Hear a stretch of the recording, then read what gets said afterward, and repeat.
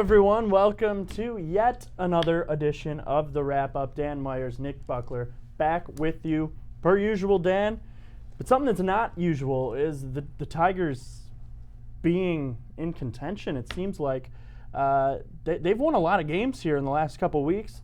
Coming off of me saying they're going to win the Central, I was kind of talking out of the old rear on that, but it turns out that they got a good shot now. Just 2 short games out of first place. Yeah, a lot more optimistic than we were a couple weeks ago. Definitely, it's huge. They just keep lining up wins after win. You might have a bad outing and lose one, but right after that, they bounce back and they'll get 2 more wins. So that's pretty strong, and it's looking pretty good right now for those guys. And hopefully, they can keep it going. Right now, they've won 10 of their last 12 games. They tied the game up on Sunday against the Mets, and in that game, Anibal Sanchez came back, and they thought, okay, here's where the streak. The hotness is going to kind of cool down a little bit. Well, that was not the case. Anibal Sanchez faced off against Jacob deGrom, the ace of the staff, over in New York, the Mets. And they really locked up and butted heads in a good pitcher's duel. And Anibal Sanchez was first to give up a run. That came in the 7th inning via the long ball. He serves one up to, Conforto. Michael Conforto goes deep in that game, like to the opposite field, like still going deep.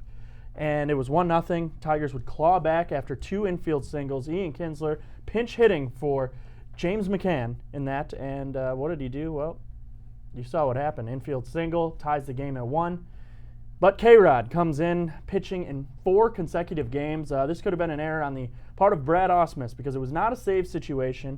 Bring your closer out, 32 saves out of 34 opportunities. Comes in, 9th inning, 1-1 game. Gives up 3 straight a hit, followed by a home run, 3-1. Neil Walker goes deep, and then in the bottom of the inning, the Tigers could not scrape together any runs. They drop it 3-1. But Anibal Sanchez, is he back, or was this just a fluke and a bad offense? You know what? I'd like to say he's back, but it's hard to tell. Like we've said before with this team, you don't want to get too excited too quickly with them. But that is a nice bright point of this whole situation, especially that seems to they've found their rut and they're holding strong. So we'll see. I like how Verlander's looking too. Since the All-Star break, he's been 4-0. He's looking great, 44 strikeouts, and hopefully he can keep that going also. And another thing about Verlander, he was named American League Pitcher of the Month for the month of July, and get this, he now leads the American League all season in total strikeouts. So JV's back for sure. Zimmerman comes back, gets knocked around, doesn't even survive the 2nd inning of his game on Thursday afternoon. And, that sent him back to the DL. He's back on the 15-day DL with a lat strain in his neck.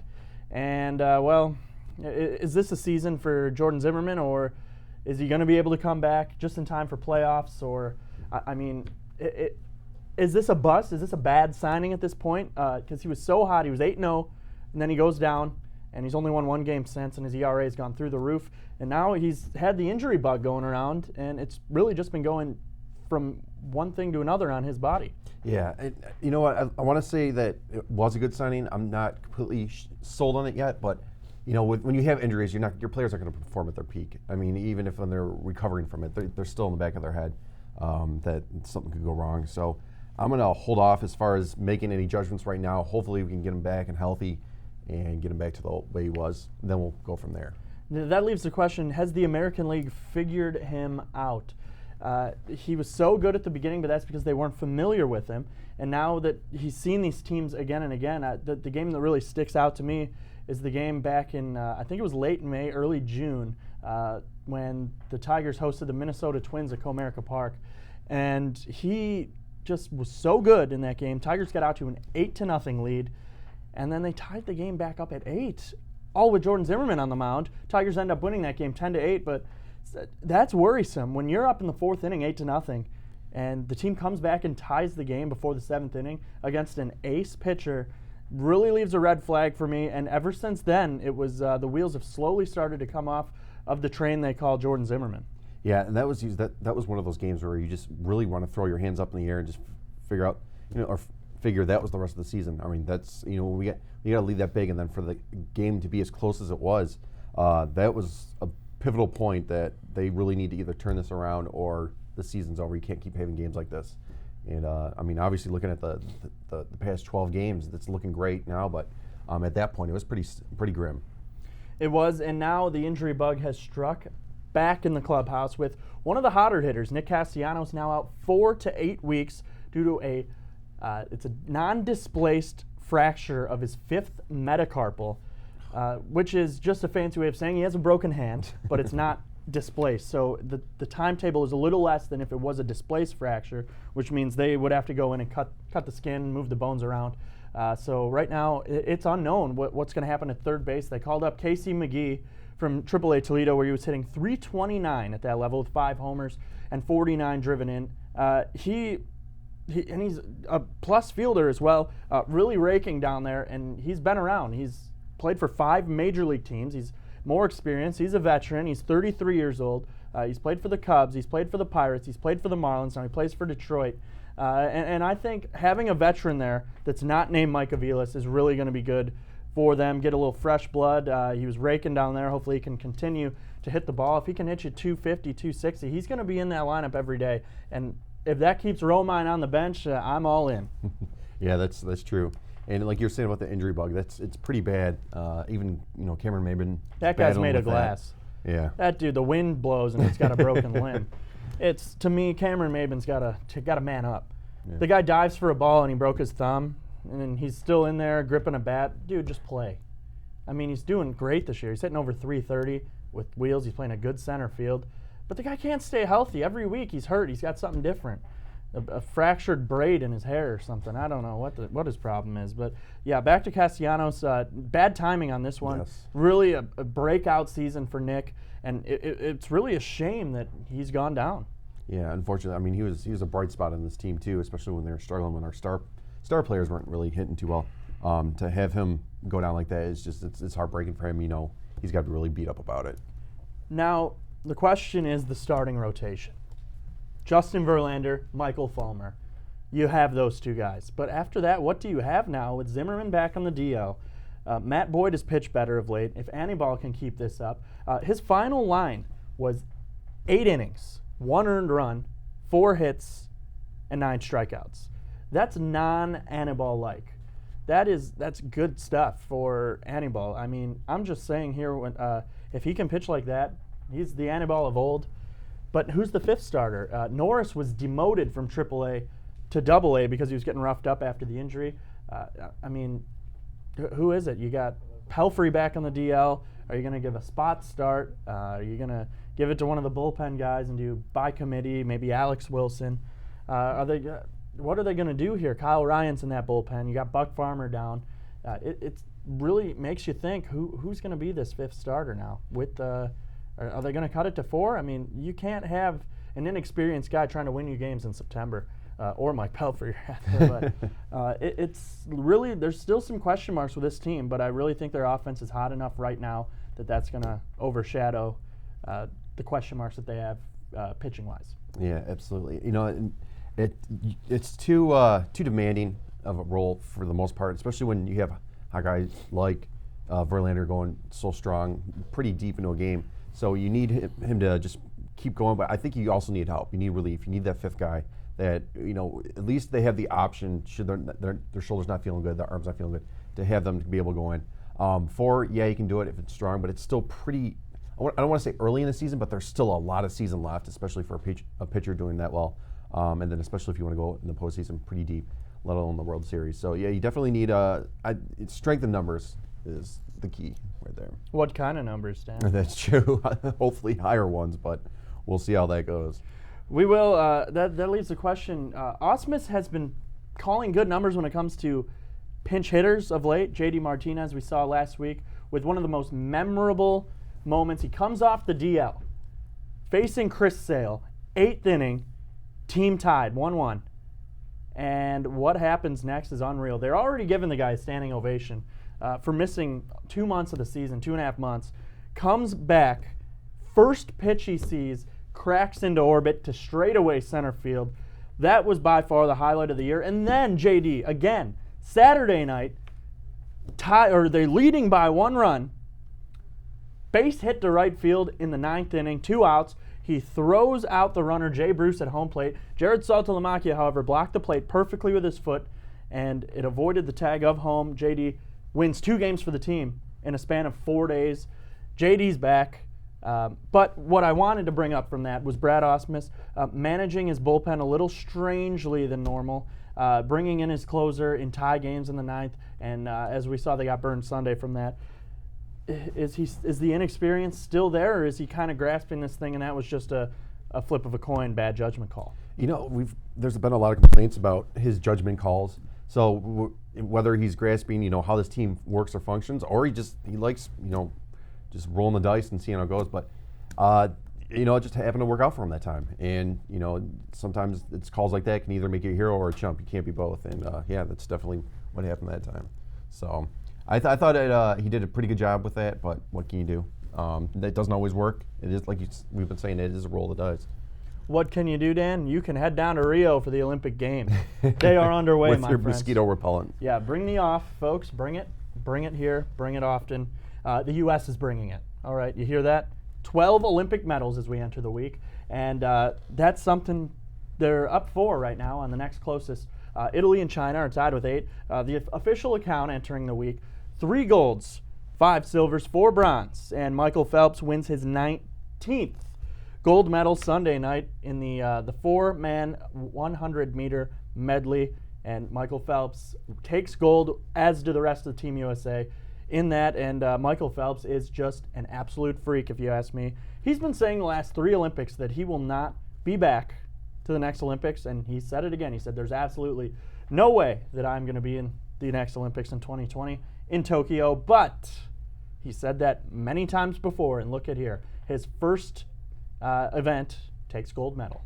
Yeah, that's huge. And what a turnaround story for the guy. He was pretty much being crucified in the media, 2-3 years ago with certain things they did away from the pool. But look, he's right back. He's right back at it. He's carrying the flag at the opening ceremony, something of which he's never walked in the opening ceremony because he's always been focused. But here he is. He's after one of his more controversial post-Olympic situations, he's back, he's carrying the flag, and he's already winning gold medals. I mean, the guy's, whether you like him or not, you got to admit he's a freak and he's doing a good job. And it didn't take much time. One event, 1 gold medal. I don't know how many he's in total, but look for this guy to win at least 2 more. Yeah. This guy is unreal. He's an animal, and he's getting older, and not to mention trained right here in Ann Arbor, and that gives him Michigan roots, which means he's good in our eyes, Dan. Do you think the U.S. gets the total win count in medals for this Olympics? Russia's always up there. China's always up there. Russia's not even on the board. I don't know what's going on if they told their team to just stay home with Poot Daddy over there. I don't know if they even allowed them in. I think they're having trouble with some PEDs or whatever was going on with that. But when you got a basketball team as strong as it is, I mean, there's no reason why they shouldn't win gold. You have that women's soccer team who just puts on a clinic pretty much every game against whoever their opponents are. Got some solid players on that team. Swimming, that's pretty much a given. I know even last night, well, depending when you saw this, Sunday night they were winning some bronze medals and some silver medals. But you'd be a fool not to bet for the U.S. But with those 3 or 4 sports, that's about it. But there's so many other sports that are pretty much irrelevant to the Olympic love. The sports love that a lot of Americans have. Oh, the first gold medal that the U.S. won, that was in the 10-meter rifle shooting. U.S. wins, a young girl from the state of Michigan. Dan, I'm taking the U.S. I don't know about you. Yeah. Taking them? Make the call. I'm taking them because I was watching the women's rugby, and they were killing it the other day. Not to mention soccer team, and they got a pretty good golf squad, although look out for Team Sweden. Yeah. I'll be looking out for the quick commercial break. We'll be right back.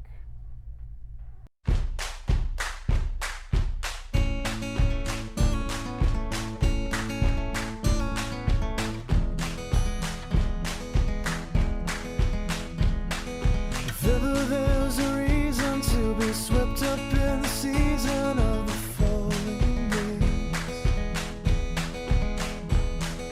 And if the days grew shorter and the darkness drew its order from the autumn gray, I'd rather sit this out and sleep the day away instead. Weary eyes a bit too slow and deep. Rather sit this out and sleep the day away instead, to worry about the emptiness that comes.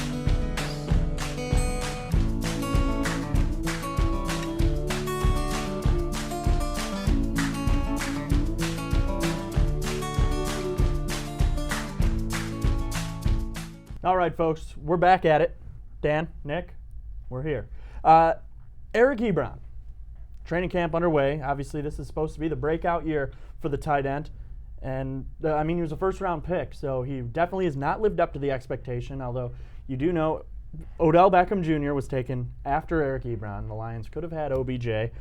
We're going to let that one slide for a minute. Eric Ebron, stone hands, slippery hands, whatever you want to call him, can't block anything.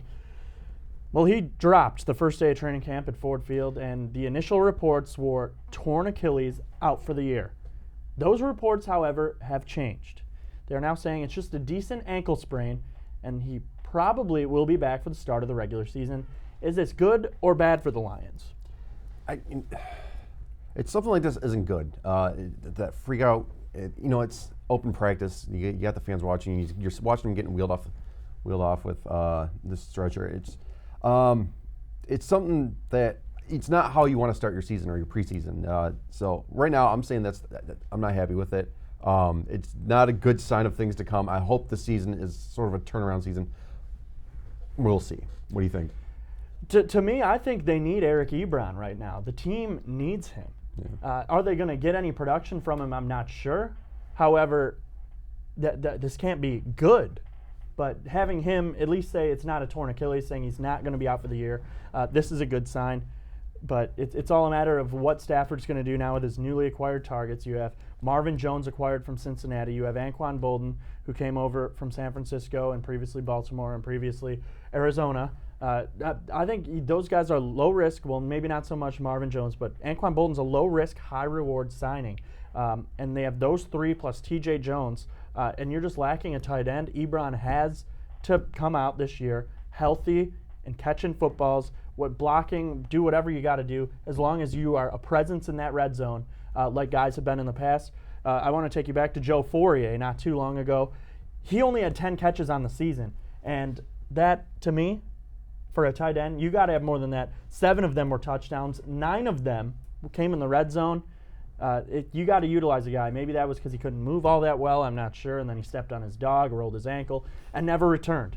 Then he was released, signed by the Cardinals, placed on their practice squad, and now he does not have a job. Call in Marvin to see how much money he's going to make this week.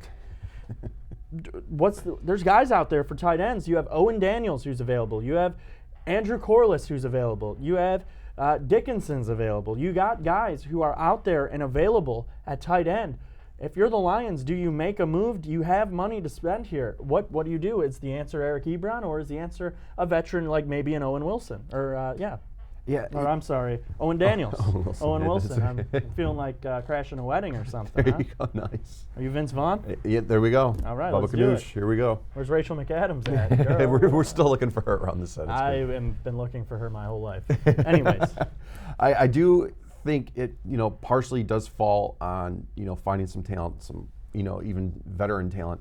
But a question I'm thinking of as you're talking about that is, all right, this is the season 2 of, I think, makes or breaks Matthew Stafford. I know that's a tired, exhausted topical situation, but it really is. I feel like he's had so much talent, and he does perform. He does have a heart of gold. I mean, he is a strong guy. We can go back to that a couple of seasons ago where it was just ridiculous. But what I'm trying to say is this the make or break season? We figure out whether or not we keep him or start looking elsewhere, start looking for a young rookie. Granted, we didn't really have much in the draft this year as far as QBs were concerned. We've given him his time. I think it's time to show up and make a mark in this league. I've been saying that for the last couple of years. Is this the year Stafford breaks out? And we're really still waiting for that time. Yeah. Sure, he is one of only 5 players to ever throw for 5,000 yards in a season, but that was also the year Tom Brady and Drew Brees also did the same. So he was actually 3rd in passing yards that year and still was one of 5 people to do it all time. So, that's because he's dropping back 50 to 60 times a game. And if that's the case, that was the year the Lions went 11-5 and made the playoffs. So if that's what they got to do to win games, then so be it. You signed Stephen Ridley, you have Amir Abdullah. These are guys need to get reps. You trim the fat with Joique Bell. these guys are good in the passing game, especially Theo Riddick. He's great out of the backfield on third down, and he was one of the favorite targets of Stafford down the stretch. If that's what it's going to take to make this team roll, quick slants, quick hits, little screens out of the backfield, then so be it. I'm all in. But when it comes to fantasy, Stafford does have some value, and that's going to set me up for this week's big rant. Dan, strap yourself in. I've got something on the mind. All right. That I want to talk about. And that's fantasy football. Okay, if you're putting money down for something, generally fantasy football, although we play for fun around the office here because gambling's illegal, if you are to put money down, generally it's $50 to $200 for a team, some more, some less. You're going to try to pay attention to that lineup. Am I right? Right. Yeah. So you get there, you're all excited at the draft, everyone's all hyped. Yeah, I got the best team. Yes, I do. And the season goes on, and your team starts to not be the greatest. And you say 2-9 entering week 12 or week 11. And other teams are dependent on teams ahead of them losing. And when they are going up against a team who has players on their bye week, which means they are not playing. Oh, Tom Brady's on the bye this week. That's 0 points automatically. When you have 4 players on the bye in your starting lineup, you might as well throw in the towel, folks. Throw it in, because you're not winning. And that screws over the rest of the league. People who have paid their money trying to make the playoffs. Do you see the Tigers playing against the Royals? Royals are out of it. Oh, we're just going to not play a shortstop or 2 outfielders today. We're going to go with 6. No, you don't. That's the same thing, all right? You know who you are. You know, I'm talking to someone right now. I'm talking to 2 people right now. You know who you are. You didn't set your lineup, okay? And you screwed me. You just said, Nick, I think you dropped something. And you stood back there and you screwed me. The old Scroogey, Dan. Now, I missed the playoffs by 1 game because I lost 1 game, and the team ahead of me had the second lowest point total for the season, or for that week, but guess who had lower? The team they were playing against. Team Peaches and Cream. I called you out. Yep, that's right. I'll accept you on next week if you want to sit right here next to me and tell me why you did not play people in the starting lineup. I'd love to have you here, Peaches and Cream. I'd love it. But you didn't. You said, I'm just going to go with 3 guys. And I texted you. I said, hey, Dave, there you go. I called you out even more. I said, there's guys on the waiver wire that you could fill those spots and at least fill a team. Just send a team out there. And guess what? He would have won, and I would have made the playoffs. Maybe this is a conspiracy theory to keep me out of the league and to get me to not make the playoffs. And if so, touche, my friend, touche. There's a reason you won't be asked back to the league this year, and I just described it in this week's rant. It's a redemption season for fantasy this year, and you're going to see an angry, fired up Nick Buckler. So beware. He is on a rant. He's ready to roll.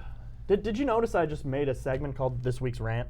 No, Because that was in there- the production meeting that we had before the show. Because we definitely had a production meeting before the show. I guess I just rant so much that now I'm just, this is this week's. Anyone like want to it. sponsor, hit me up. You can sponsor this week's rant. And I'll rant about whatever the people want. Hit me up on Twitter. Felly on the celly with a couple of twins. I don't know. Hit me up. I'm down. I love yelling. Have you noticed? I got to go take my heart medication now. And Dan's got to help me. There we go. That's it. Yep. So until then, we'll see you next week. Hopefully we'll have someone to replace our good friend Spot in the Fantasy League. But until then, I will go do some mock drafts and try to calm down a little bit. Dan Myers, Nick Buckler, hold on. I haven't done this in a while. I'm 1 for 1 in Fired my up. last toss. Hey, see ya.